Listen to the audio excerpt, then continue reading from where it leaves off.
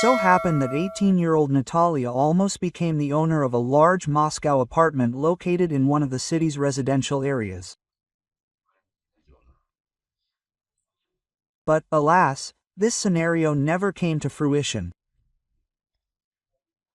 The reason was the principled stance of Natalia's mother, Ines Vladislavovna. Natasha's grandmother, who owned the apartment, wanted to bequeath it to her only granddaughter. However, Inessa Vladislavovna was not happy with this arrangement. She sincerely believed that at such a young age, receiving such gifts from fate was simply unreasonable. What could a schoolgirl do with her Moscow apartment? Anything. Inessa Vladislavovna was the elderly Ksenia Konstantinovna's daughter-in-law. Her husband, Vasily Yegorovich, who was Ksenia Konstantinovna's son, had died long ago, over 10 years ago. However, after her son's funeral, Ksenia Konstantinovna didn't kick her daughter-in-law and granddaughter out of the apartment, letting them live with her. Their relationship was never contentious. The women coexisted peacefully and shared the same interests, working for the family's well-being and Natalia's upbringing. About a year or two before Ksenia Konstantinovna's death, Inessa Vladislavovna began discussing the future of her two-room apartment. Ksenia Konstantinovna, you say you want to bequeath the apartment to Natasha. That's certainly right, since she will ultimately inherit it. But I'm absolutely certain that registering the apartment in her name now, while she's still so young and inexperienced, would be a huge risk. The fact is, I'm not confident she'll manage this property wisely. She'll soon have suitors aplenty. Quote, she'll fall in love with someone, lose her head, and that scoundrel will take her and rip her off, leaving her with nothing. That often happens when someone lacks life experience. Inessa, come on. Ksenia Konstantinovna waved her off. I want my apartment to go to Natasha, and I don't see anything wrong with that. After all, I have the right to want exactly that.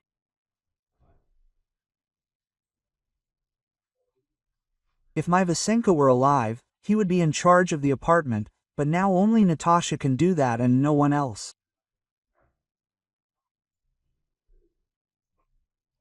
But she'll get the apartment anyway.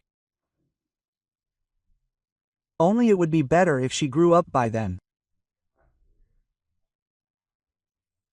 First, she needs to study, then get a job, and marry a good man worthy of her.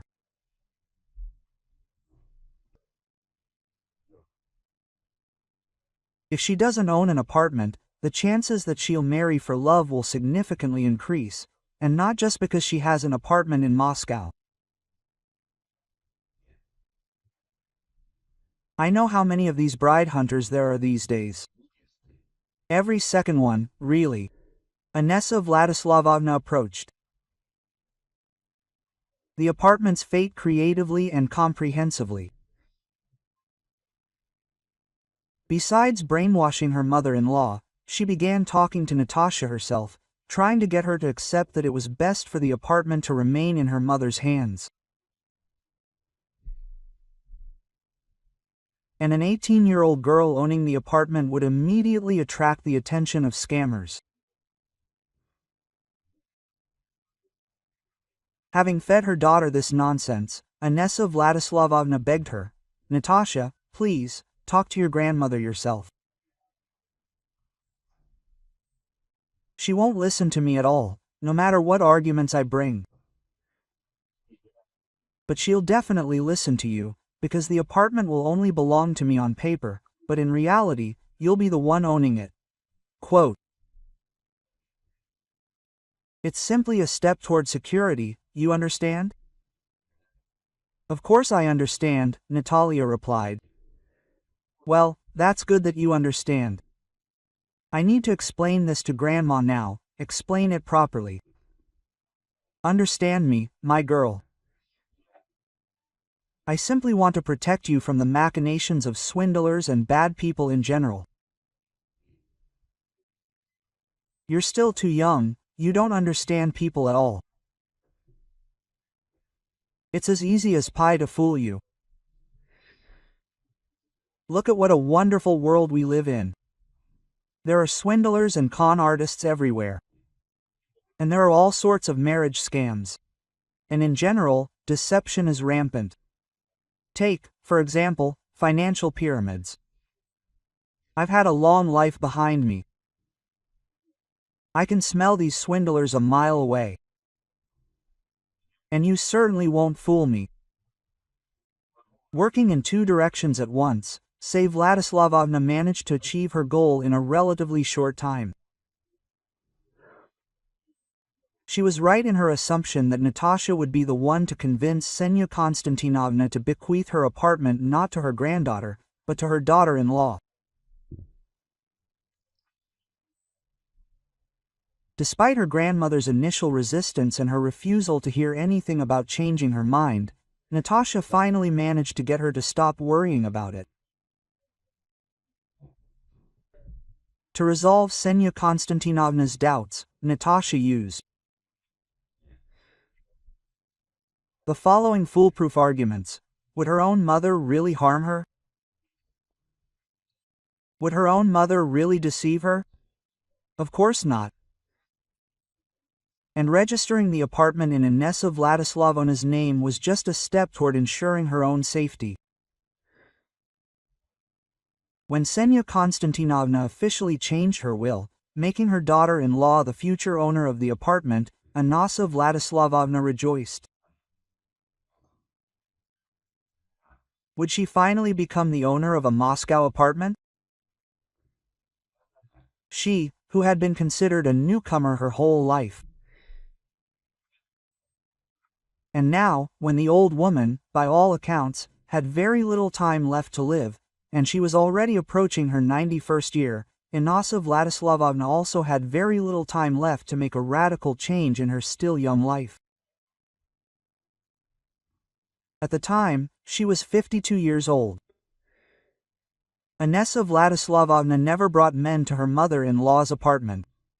An older woman simply wouldn't have understood such a thing. She was one of those people who sincerely believed that marriage was a very serious and, therefore, forever bond. If one spouse died, the other had no choice but to live out their days alone, remaining faithful to them until their last days. However, Inessa Vladislavovna herself was not one of those people. After her husband's death, she mourned him for only a couple of years, and then slowly began to arrange her personal life, meeting one man after another and using them for her own ends. Ksenia Konstantinovna died about a year after the events described above. By this time, Natalia had completed her first year of college. The following year passed without any memorable events.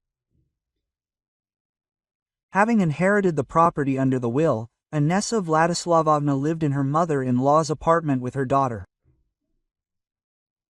However, after a year had passed since her grandmother's funeral, she suddenly struck up a conversation with her daughter along the following lines. Natasha, let's sit down, we have something serious to talk about. You're a grown-up girl now, and I hope you'll understand. I'm only 53, I'm not old at all yet. At least, I feel young. So, in my dreams, I'd still have time to get married. I understand, Mom. So tell me, my dear, you won't mind if my boyfriend comes here to visit us, will you? You understand, we're adults now, and hanging out at cafes and hotels isn't the right option for us. Yes, for God's sake, Mom, please, let him come. I have my own room, I won't bother you. Quote. Besides, I'm hardly ever home, and when I am, I'm studying or sleeping, so your suitor shouldn't be embarrassed. Natasha truly wasn't opposed to her mother's arrangements for her personal life. She imagined Inessa Vladislavovna with a respectable middle-aged man who resembled Sean Connery, and thought that in him she would find a new father. But Natalia's illusions were not destined to come true. Her mother's suitor turned out to be anything but Sean Connery. Dmitri was only 2 years older than Natalia herself and was more suited to her than to her mother. But, as they say, you can't take words out of a song.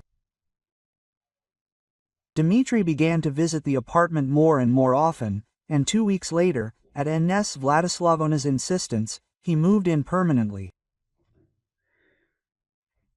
Dmitri's behavior toward Natalia was quite frivolous, making her blush and embarrassed. For example, he would emerge from his mother's bedroom wearing only his underwear, whistling a tune. All of this caused Natalia a certain discomfort. Furthermore, Inessa Vladislavovna herself had changed dramatically in recent weeks. She had changed her hairstyle, making it more youthful and stylish, and had also changed her wardrobe for the same purpose. She had become more sophisticated in conversation, and had begun to actively use slang in her speech. Dmitri's influence on her was not only noticeable, for his sake, she had practically become a different person. Naturally, all these changes did not go unnoticed by Natalia. However, she was in no hurry to rejoice for her mother. She sensed the unanimous condemnation of her behavior from those around her. Everyone accused her mother of recklessness, for she had chosen as her lover a young man who could easily have been her son. After Dmitri moved into their apartment, Inessa Vladislavovna's attitude toward her daughter changed dramatically. Natalia became more of a thorn in her side, or rather a rival, but one she always had to be wary of. What if she was a piece of crap and stole such a young and charming lover from her? Inessa Vladislavovna became jealous of Dmitri's relationship with Natalia, and their relationship began to deteriorate. Her mother began picking on her daughter over trivial matters, arguing, and even arguing with her, something she had never seen before. As for Dmitri's behavior, he was unashamed of anyone or anything. Inessa Vladislavovna never reprimanded him for anything, and the fact that he allowed himself to stroll around the house in his underwear seemed to be of no concern to her whatsoever. When a dumbfounded Natalia stared long after her mother's brazen lover, Inessa Vladislavovna preferred to reprimand her rather than him. "What are you staring at? What are you looking at?" Quote. She'd bark at Natalia in such situations. She's lived to be 20, and God hasn't given her a single penny of conscience. Naturally, Natalia would be deeply offended by her mother in such situations. "Mom, let's just skip your lectures, okay? Do you think I'm running around the house in my underwear?" Quote. He's the one who cares about his reprimand and his conscience. What does that have to do with me? He ignores even the most basic rules of bedtime. Friends from my course often come to see me. We sometimes do homework or projects, but he doesn't care. He'll still be walking around the house in his underwear, even if the whole course comes to see me. I'm ashamed of him, you know? Why don't you tell him when this stops? Well, he lives at home, by the way, Inessa Vladislavovna retorted. So, he can go about as he pleases.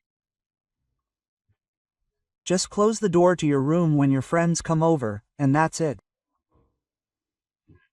I'm not interested. How will I manage to do that? Just keep quiet.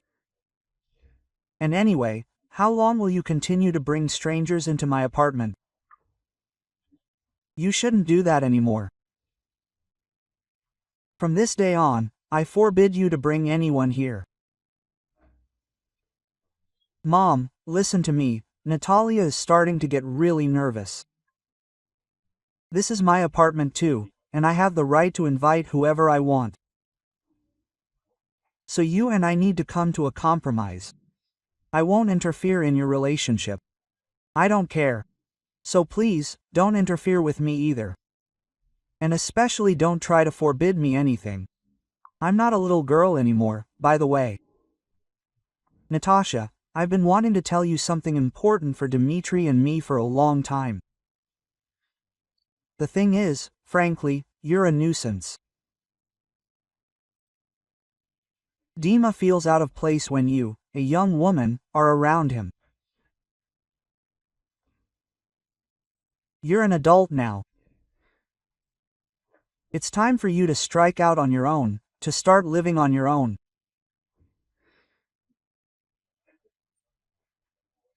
I can give you some money to start renting a place while you look for a job. I don't know how long it will take.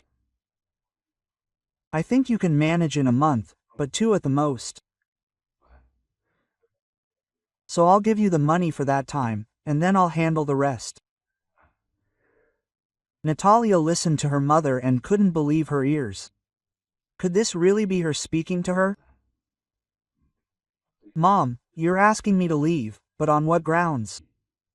I'm supposed to be the boss here. At least, that's what you kept telling me when Grandma was still alive. You're mistaken, my dear. Inessa Vladislavovna smiled with a knowing expression. Let me get out the folder with the documents now, and you'll see who, according to the documents, owns this apartment, and why there's no name there at all. Natasha, I don't want to quarrel or be at odds with you. You are my daughter, after all. But I won't let you interfere with my personal happiness either.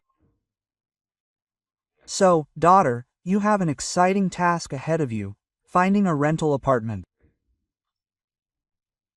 But I want to warn you right away that this place shouldn't be too burdensome in terms of rent. I'm not a millionaire, so we're only considering 1-bedroom apartments.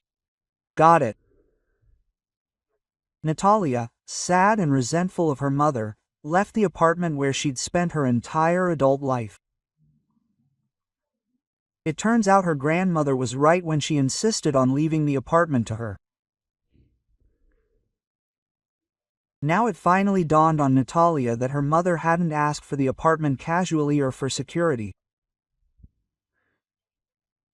Even back then, she had long-term plans that didn't include Natalia. She simply crossed out her daughter's needs to please her boyfriend. Natalia refused to accept the rent for a month on principle.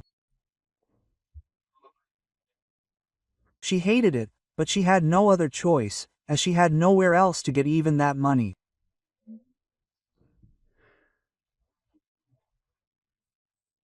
To be fair, the amount Inessa Vladislavovna donated to her daughter would hardly have been enough to even rent a 1-room apartment. So, having started by searching for 1-room apartments, Natalia quickly moved on to finding a room.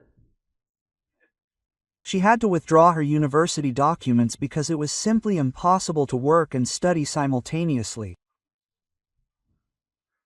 Finding a job wasn't easy, either, but it was possible. Natalia's first month of independent living passed like a nightmare. During this entire time, Inessa Vladislavovna never bothered to call her daughter. It was clear that, alone with her young lover, she had completely forgotten about her. The next 6 months were spent adapting to Natalia's new independent life. During this time, she met Kapitolina Semyonovna, a lonely grandmother in her 80s. One day, she wasn't feeling well and asked Natalia to walk her home from the metro station. The old woman explained that she had been living alone for a long time and rarely left the house, only in extreme cases. This was due to her health, which left her with little ability to do much. Quote, "Walking down the street is very difficult and stressful," Kapitolina Semyonovna complained to her casual companion. "Sometimes it's hard even to go to the pharmacy, and it's right next to me. I just have to go down 2 floors. That's how it is." She felt sorry for her and offered to come once a week and bring her everything she needed. Since the woman didn't ask for any reward, Kapitolina Semyonovna agreed. A sincere friendship soon developed between them, which eventually brought them as close as if they were truly grandmother and granddaughter. After some time, Kapitolina Semyonovna managed to persuade Natalia to move into her apartment. Quote, "My God, Natasha, you're spending so much money just to rent a corner. Why do that when you can live with me for free? Look at how many empty rooms I have. Come on, don't drag it out. It will be more comfortable for us to live together. We'll help each other out." It took a while, but Natalia finally agreed to move in and never regretted the decision again. Kapitolina Semyonovna resigned 5 years later, bequeathing her 3-room apartment to Natalia's only close friend. Before her death, Kapitolina Semyonovna used her savings to renovate the apartment. A year had already passed since the old woman's death. One day, she was preparing dinner in the kitchen when the doorbell rang insistently. Quote, "Who could God have sent at such a time?" Natalia thought before opening the door. It seemed no one was supposed to be coming today. She could have been expecting anyone but her own mother. However, when Natalia opened the door, it was Inessa Vladislavovna herself who stood before her. Quote, "Mom, is that really you?" Natalia blurted out in surprise. "Yes, daughter, it's me, your mother." "Hello, sunshine. May I come in?" "Yes, of course, Mom, come in. But why didn't you ring? And how did you find me? You don't know my address." "Yes, you're right. I found out your phone number and address from Sveta, your college friend. Do you remember her?" "Well, of course I do. Mom, Sveta is my best friend, and she always knows what's going on with me. Sveta told me that you now own your own apartment. And I, fool, didn't believe her. And now I see that she was right. Is that true or not? A 3-room apartment. And the renovation is so fresh, but it's simply beautiful." Natalia nodded silently, once again remembering with a kind word the late Kapitolina Semyonovna, who did so much for her well-being. And then she asked Inessa Vladislavovna, "Mom, but what made you come to me? You probably needed me for some reason."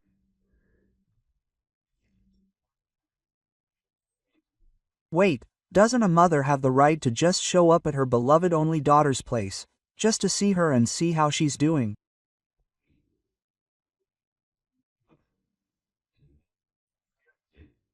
"Mom, I doubt it, because not long ago, you kicked me out of the house, gave me 2 kopecks, and told me to go wherever my feet took me. You put an end to my studies at the border post, quit them, and go to work. And all because of what? All this just for a young lover. For his sake, you kicked me out of the house, so I could disappear into the streets. But you didn't disappear, did you? Now you're living a wonderful life and looking fantastic. It's obvious you're happy with it. By the way, I've been meaning to ask you. Was Svetlana really right about a complete stranger signing over this magnificent 3-room apartment to you? Yes, that's true, Kapitolina Semyonovna, a very warm-hearted woman. I helped her as best I could, and in gratitude for this help she mentioned me in her will. Quote, "Oh my God, does this even happen?" Inessa Vladislavovna was surprised. "Yes, Mom, it happens that strangers treat you better than your own mother. So tell me, please, and don't delay any longer. Why did you come to me? What do you want from me?" Natasha. Yenessa Vladislavovna shed a tear. Quote, "I've had a misfortune. A huge tragedy. Alas, in my old age I'm left without my own place to live, can you imagine? Pour me some green tea in my glass, please."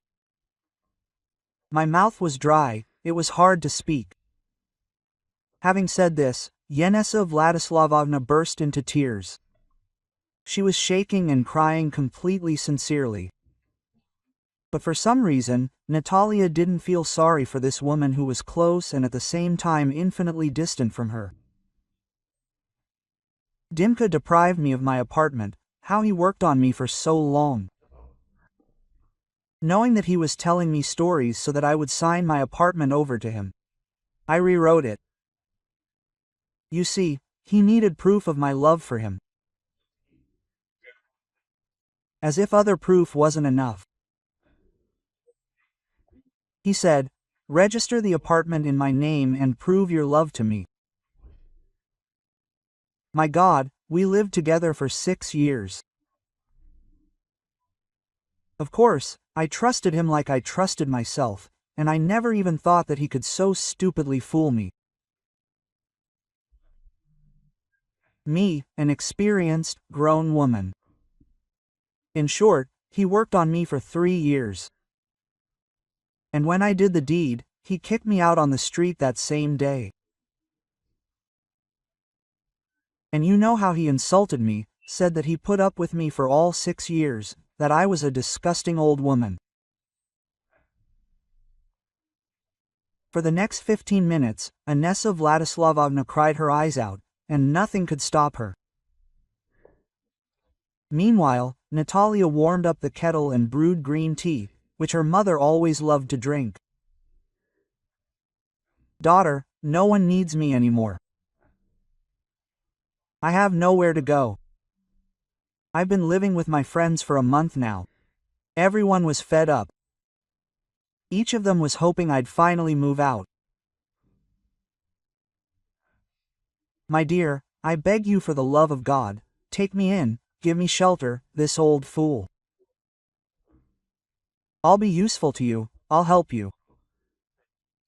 Could you really throw your own mother out on the street in a situation like this? Yes, I was completely wrong then.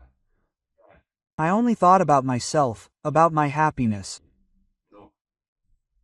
But now, believe me, I'm bitterly disappointed in that snot-nosed scoundrel and deeply regret choosing him back then. Mom, you got what you deserved. That's what I'll tell you, Natalia commented on her mother's request, almost indifferently. Natasha, I beg you, so which room should I settle in? Maybe that one? Yenessa Vladislavovna pointed her finger at Kapitolina Semyonovna's former bedroom. Lord, how tired I am of wandering. I'm old already, and I need a roof over my head. Quote, I'm sorry, Mom, but you won't be living here, Natalia snapped harshly. The only thing I can do for you is give you money so you can rent a room for a couple of months. You see, Mom, the situation is repeating itself, only in reverse. Inessa Vladislavovna cried long and hard that evening, begging her daughter to take her in, and then threatened and cursed her, literally forcing her daughter to give her a separate bedroom and help her move her things. However, Natalia was adamant. She couldn't find a place in her life for a mother who had betrayed her. When Inessa Vladislavovna was finally convinced that her daughter was refusing her, she made one last attempt to get at least something out of her lousy daughter.